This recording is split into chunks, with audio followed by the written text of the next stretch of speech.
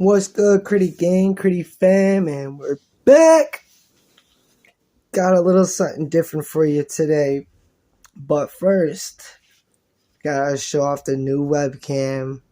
We got it with the speakers, and so, again, thanks to my wonderful viewer. You know who you are, I know you're watching. Thank you, my brother. We will have that hooked up soon. I gotta learn how to use it. It's a little complicated, so I want to get it right before I post it. And I know all you crazy, crazy for Ren fans out there. I know you love the Ren videos, and I want to get the next one in on the webcam so I can fast forward and pause and rewind the actual video that we're reacting to. Because I know a lot of you have mentioned in the comments, I should rewind about 5 seconds or whatever before I continue the reaction. But the app I'm using on here, I can't do that with because I have to record, like, the videos are separate. So hopefully now with the new webcam, we'll be able to do that, and the production will get better, and the backgrounds, and updating my laptop, and it's growing. Baby steps, right? Like I always say. YouTube still has yet to send me my gold and platinum plaque. I tried to email them, everything, but they said you got to get the 500 and then we'll send you the gold and platinum plaque. So we need about 150 more people to get that 500. So make sure you smash that subscribe button. I want that gold and platinum plaque. But so today, again, we're going to switch it up a little bit for all my fans out there. Can I call you guys fans now? I was watching, I can't remember what video it was, but he made a distinction between fans and viewers on YouTube. And that kind of hit me because if you see in my background here, I got Joe Rogan going, right? I'm a fan of Joe Rogan. I love Joe Rogan. A lot of the things we say line up perfectly together. But then I watch like Logan Paul and Apostle, and he has pretty good, shows and episodes. I enjoyed the guests he brings on and whatnot. But I was never really a fan of Logan Paul, more or less, but I do view his videos. So is there a difference between viewers and fans? Can I call you guys my fans? I feel like I could because the comments is all nothing but love and positivity. So I'm going to call you my fans, the Critty Fam. But like I said, so today we're going to do something a little different. I still got to squeeze in the Harry Mack Friday that I missed out on for all my Macketeers out there, and my Ren fans and my stands. But this one's a little different. But I do think it's very relatable. It's called Suburbia by Bumbing Uglies. If you've never heard of them, the music video isn't so much of a music video as it is a picture, really. I couldn't find a video with an actual music video or even the lyrics. But it's pretty simplistic to listen to, but it really does have a deep meaning. And it has to deal with falling into addiction and struggling with it and overcoming it, and the song is Suburbia, and addiction doesn't discriminate. Rich, poor, black, white, tall, short, fat, skinny. Addiction does not discriminate. And in every video, I try to give you guys a little more piece of like my life, what I had to go through, my struggles, and how I relate to certain songs that I'm reacting to, and why I listen to certain music that I do, and like the vast variety of music that I listen to. And one of my buddies actually put me onto this song, and the first time I heard it, it caught my ear. So any songs that catch my ear right off the bat like that is just, those are the songs that I hold close to me. And having battled my own addiction, which was probably had brought me to the lowest point that I ever was in my life, like rock bottom, like deepest depths of the ocean, rock bottom, where I was, and rather that be alcohol, drugs, gambling, whatever your vice may be. Again, my addiction was, alcohol and illegal substances, drugs. Obviously, I'm not going to sugarcoat it, but having gone through that, like I said, it made me the man I am today, the father that I am today.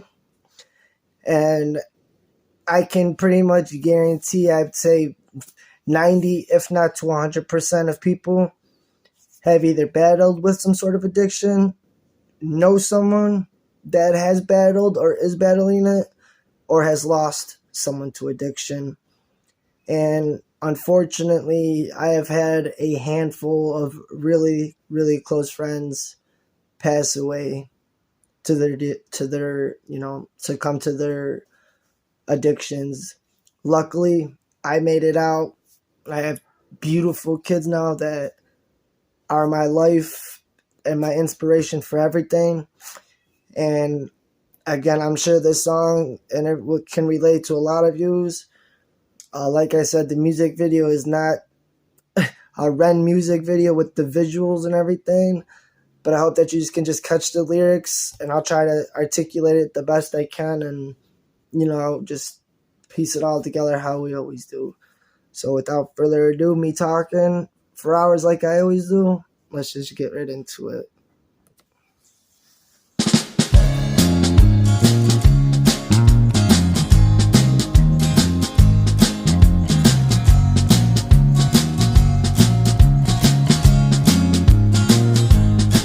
There was a boy from the mid-Atlantic, fast as hell.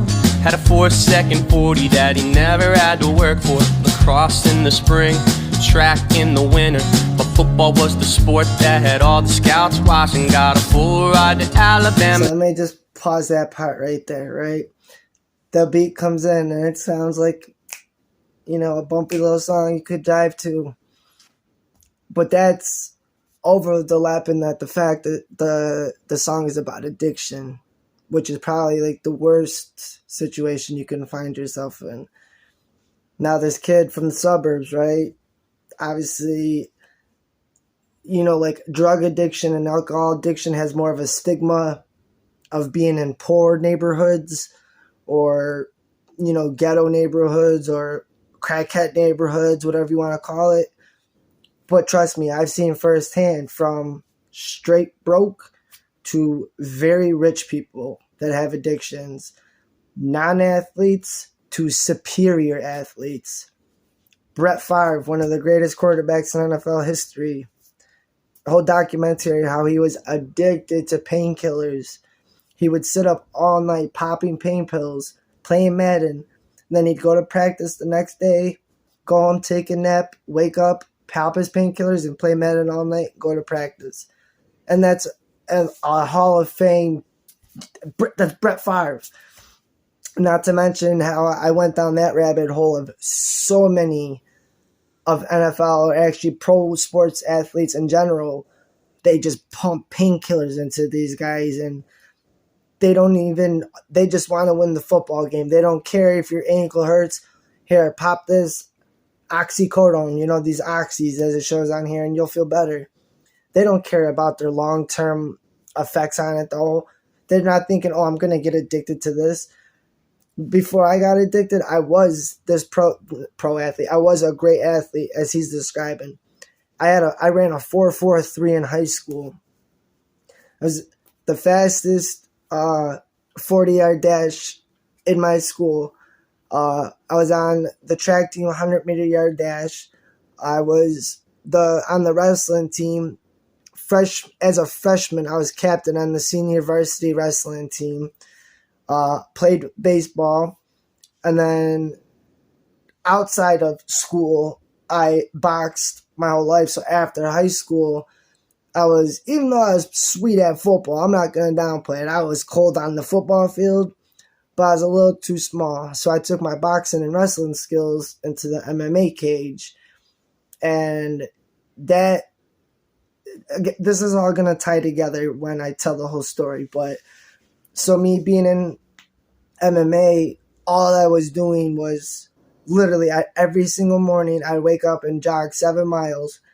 And that's all I did was work out and train. And even through high school, I didn't even touch alcohol, drugs, none of that. So I was probably 19 to 21 years old. Like after the fact, like partying here and there.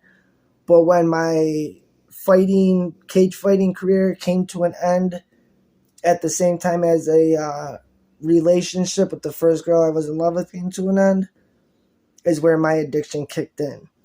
But again, this kid's a 440-yard dash. Great athlete. He had a full ride to Alabama. The kid had his life set on a beautiful trajectory. Now let's get into the rest of the song, and you can see how that can change in the blink of an eye like it did for me. Senior year, then he took a big hit and watched it disappear. Oxycontin was prescribed till the pain subsides, but he took him long after for the pain inside. His dad worked a lot, so he was never at home, and mom drank a lot cause she was always alone. So neither one noticed their son's aura of gloom, brought on by crushing up pills and blowing lines in his room. See, that too. Not having a support system. His dad was gone, his mom was a drunk, so they didn't even know that he was in his room crushing up pills and getting high. He took a big hit, right, playing football. You take a big hit, you get injured. Like I just said about these NFL players, they pump painkillers down your throat. And especially, in suburb areas, I'm sure they get looked at differently, when the whole pill epidemic came out, when they were prescribing, 90 or 160 pills, 4 pills a day, 90 refills, just endless pills that you can get. And it ruins so many kids' lives. Not only theirs, but the families that suffer from losing a child or losing a parent to alcoholism or, drug addiction. And, even after he took that big hit, even after football was over, well, guess what? He's still in his room snorting the pills because after his injury, you can't just stop taking the medication because your body physically withdraws from it. So now you physically feel like you need it, and then it starts to mentally screw with you where it's like, oh my God, I need to get the pills. I feel like shit. Like I'm withdrawn. I need to get, I need to feel better. And then again, like even in Ren says in Sick Boy, they'll just up your dose, so like your tolerance just builds. So even as you don't think that it's getting that bad, it is. Because having the pills isn't the problem. When you have a supply of them and your tolerance isn't, sky high, you could take 1 or 2 and you feel normal. But you're not realizing at the same time that your tolerance is building, and that leads to an addiction to where you hit the tip of it. It's not a slow coast down. It's a complete drop. And that's not fun when that hits, trust me. Never in my life did I think I would be a drug addict. And my MMA days, what had happened when I took my first painkiller, I mean, if you could see my finger right there, that doesn't go normal. I have a few broken fingers on my hands. My hands are pretty messed up from boxing and fighting. But I had a real bad neck injury. So I was taking these couple painkillers, and when I didn't want to take them anymore, when I felt like the pain was gone, a girl I was with for years on our anniversary caught her cheating on me. So the mix between the injury and not being able to compete, in boxing and my MMA that I loved anymore, on top of losing the relationship with the first girl that I ever said I love you to, the painkillers were turning the volume down, making the pain go away, and it just put me in a different world, but not realizing what it was doing to me physically and mentally, making me even worse than just dealing with the injury and the fact of, losing my girl at the time just made it 10 times worse. In Suburbia, oh, they're living the American dream out in Suburbia. Oh, it ain't exactly what it seems. He kept it on the low for a couple of months, still chilled with the boys joking and smoking blunts, but the monkey was on his back, never was far from the Zoxy sack. He started acting out, and he developed a twitch. He started treating all his friends like a son of a bitch. See, the problem was his high was getting kinda dull, and he had the biggest milligram that was available. See? He was getting more dull, even though he had the highest milligrams available. Because when you get that tolerance, when your tolerance is built, the 2 painkillers don't do nothing for you no more. So now you got to take 4. Now you got to take 6. Now you got to take 10. And what does that mean? Your prescription runs out a lot quicker. And once that prescription runs out and you're already in that phase of addiction, that very next day, literally the very next day when you run out, you will be sicker than a dog. And, there's always that saying about, oh, I wouldn't wish that on my worst enemy. But I don't have any enemies, but if I did have a worst enemy and I had to wish something upon them, that would be that. Not saying that I ever would or would ever want to be in that position. I'm just trying to say that that's how bad that addiction is. And when you get those withdrawals, treating all your friends like a son of a bitch because you don't feel good physically, it's like having the flu or having COVID times 100.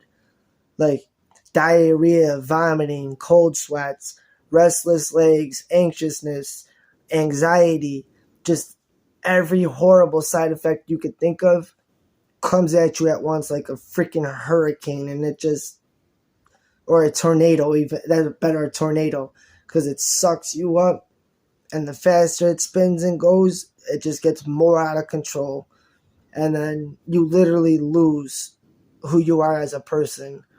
When I was in my addiction compared to who I am now, 2 completely different people. If I had a mask on, you wouldn't even know that it was me.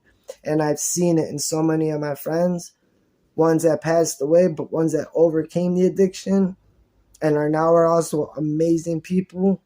Because if you're strong enough physically but mentally to get through something like that, especially if it's brought on by a tragedy or losing something near and dear to you, or that you were using that vice to turn the volume down, I promise you it just makes it worse. But you can always stop it and fix it.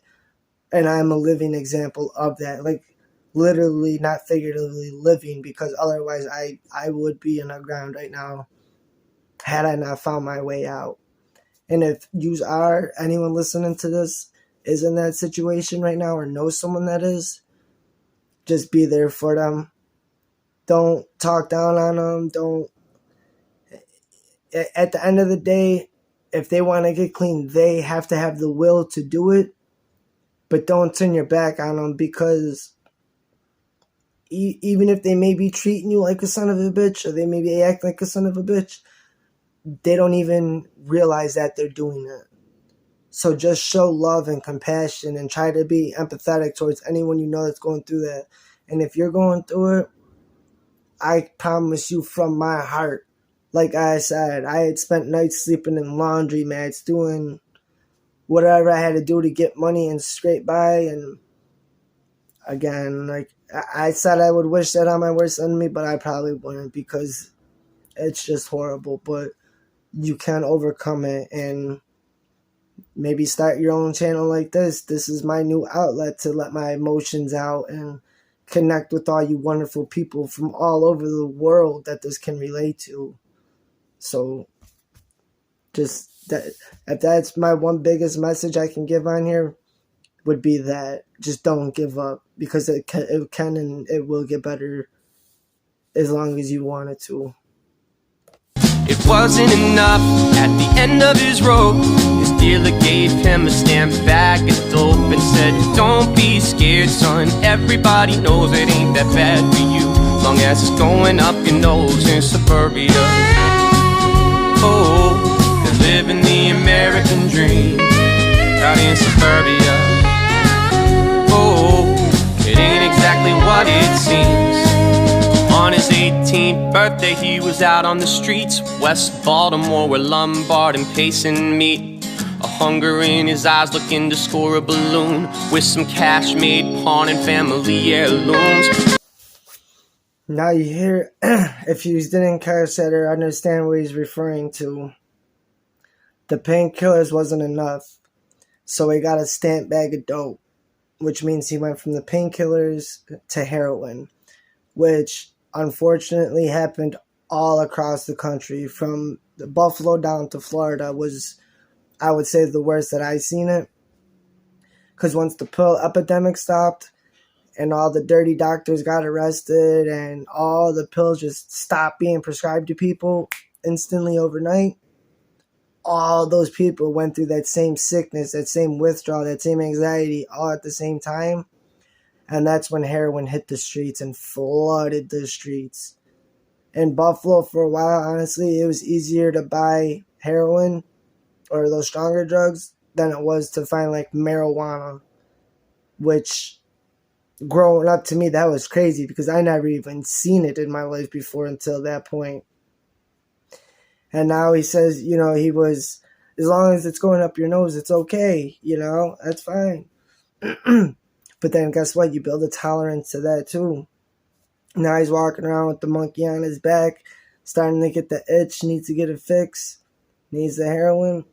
And when it stops going up your nose and stops working, you turn to other ways to put it into your body, unfortunately. He started shooting up only a couple months back. Got his last hat trick from inside a rehab. A skeleton filled with a permanent lean. He dropped 25 pounds and still swore he was clean. The story ain't unique, it's a global epidemic. The story is not unique, it's a global epidemic. And that's so true. Seen so many people start shooting it. And quick story here, so I don't make this video too long, but this is just such a close topic to my heart. One of my best friends I grew up with, he called my mom. Shot up a bag of dope. His mother went downstairs, found him, blue, purple lips, all that. Ambulance got there, they rushed him to ECMC, Narcaned him a few times, brought him back to life, right? And if you're not familiar with drugs, like he said in the song, he went and copped a balloon. A balloon is a sack of heroin, if you didn't know that. So when you get Narcaned, it reverses the effects of opioids, which heroin is like the strongest opioid you can get, minus like the fentanyl that's flooding the streets now. But when you get Narcaned, you'll wake up, yes, but you are in extreme precipitated withdrawal, which is, yeah, it's withdrawing the same form of it, except that's even times 10. It, like, honestly, if I had to compare it to any feeling, you ask someone what it feels like to go through precipitated withdrawals, they will tell you the same thing. You feel like you're dying. I guarantee you, if you ask anyone that's ever done it or been through it, they will explain it just like that. It feels like you're dying.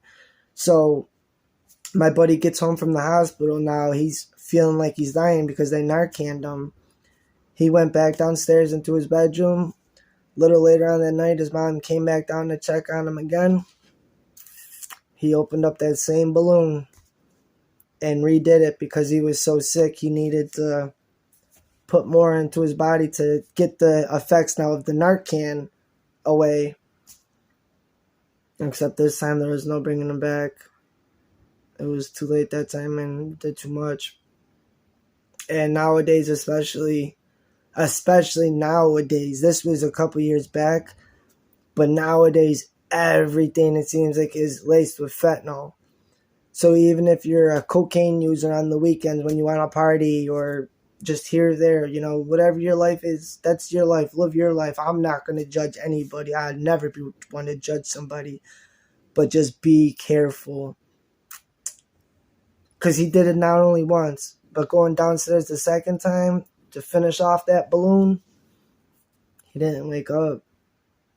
And again, it just pisses me off. Like in the high Ren or the Ren sick boy, they'll just keep giving you different medications. Why are you going to give a drug user Narcan? Yes, it'll wake them up and save their life, but it puts them into the most extreme withdrawal they ever felt in their life. And if they're a drug addict, what do you think they're going to do? When you're a little sick, you want to go get that fixed. Let alone Narcan 100 million times sick. that's the first thing you're going to do is run and try to get it fixed to get that feeling of crawling out of your body gone. And because Narcan is in your body, you have to do a bigger dose to overlay the effects of the Narcan. And again, so like Narcan to me is another way of just big pharma making money, because you got to pay for Narcan. That you use it, you go and do more drugs anyway, just to have to use the Narcan again. It's a never-ending circle of bullshit. Becoming a son of a bitch. Stealing, starting to rob, starting to sell family heirlooms, as you just said, to get us fixed. You know? Grandma's clock or necklace that she's had since the 1900s. You went and pawned it for $20 just to get a fix. It's just a horrible way to live, man. And I've just seen it so many times. And just, again, if you're watching this and you're going through it, I just send my prayers to you, man. And just I hope you have the power and strength and fortitude to get through it. Opioids, rebranded medicine by chemists. The system is broke and it ain't getting fixing, cause big pharmaceuticals have monetized addiction in suburbia. Oh, they're living the American dream out in suburbia. Oh, it ain't exactly what it seems.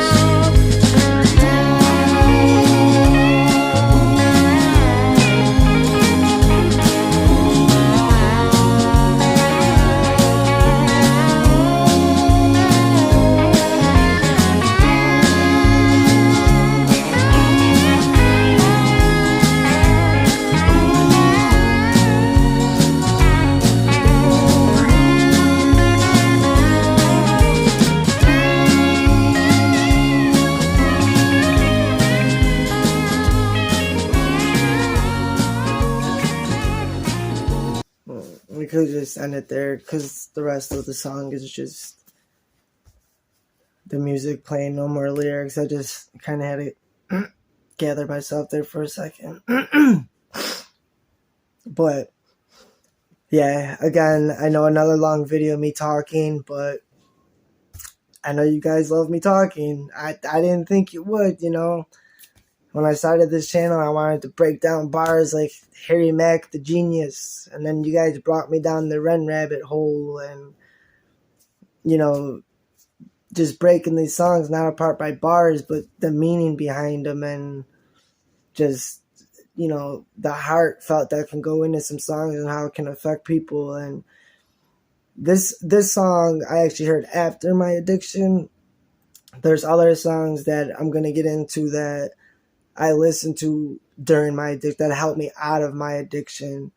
One of them being Lost in the Cold by Twiddle. I'm going to get to that one too on here. Again, because that's just a part of my life that brought me to the point where I am today. And so, I mean, I guess we could just end it here. I know it's been a long video. I hope I articulated it well. You know, the song and the meaning and how I relate to it. And I'm sure many of you can. And like I said, if you are, I don't want this to be a sad video. Please don't take it as a sad video. But it's a reality that we're living in nowadays with, you know, especially all of these drugs that are flooding the states now and the death toll that you see on the news every day and whatnot. So I figured I would just, you know, bring this to the spotlight on here and just give my personal opinion and, you know, my actual life struggles through it. And hopefully you guys can relate or just, you know, take anything from this as a motivation or, you know, the same way I did with how I took in music and then started using this YouTube as my outlet. And my daughter saved my life to begin with. And, you know, just find support systems, whatever you can do to make your way out of it. But I promise, I might not have the $1 million background set up yet. But guess what? I'm not on drugs. I have a job. I have beautiful kids. I have a growing YouTube channel with nothing but amazing people. I couldn't ask for more right now. So if you are going through it, man, just keep striving and keep digging. pray for you and hope you get through it. We will be back, like, again. We're going to get this webcam up and working so we get these videos pumping out, great quality. I can rewind, fast forward, and all that. I know, guys, I'm on it. I'm working on it. I'm learning. I'm trying. The special effects and everything. It's going to come. It's going to come. But like I said, let's get that up to the 500 subscribers. I really want that platinum gold plaque to put on my wall. But so that was for that one for tonight. I'm sure we'll catch you again tomorrow night. I'll try to get this up and running as quick as I could. But until then, y'all have a good night.